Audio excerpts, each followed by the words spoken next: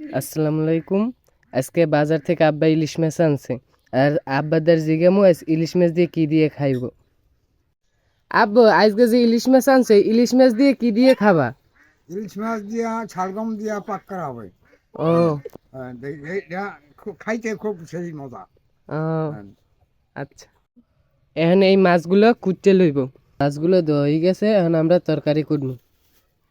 তরকারিগুলো কুটা হয়ে গেছে, হলুদ আর লবণ দিয়ে ইলিশ মাছটা মাইকে লইছে, এখন ভাজবে। মাছগুলো এখন হয়ে গেছে, এখন উঠেই গেলাম।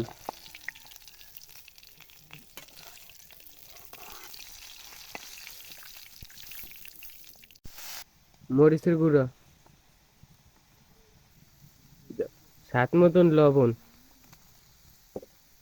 কাঁচামরিচ, এন্ড মশলাটা আমরা ভালো মতন কষাইলাম।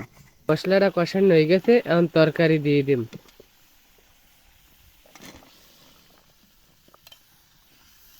তরকারিটা দিয়ে ভালো গেছে, এখন মৌ দিয়ে দিবে।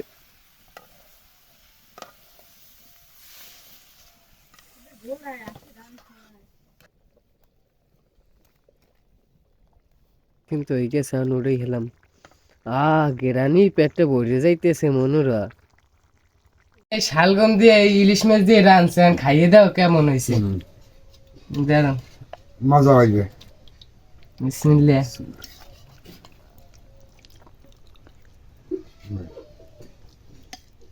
আমি লই, তোমার মাছের মাথাটা দি খাও। আমি মাছ লই।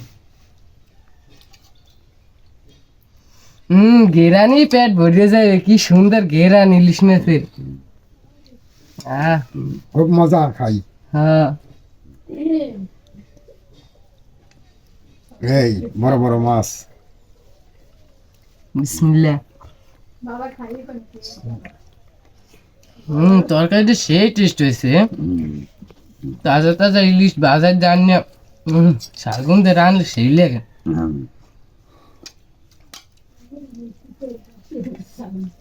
দর্শক, আবার দেখা হবে নতুন কোনো ভিডিওতে।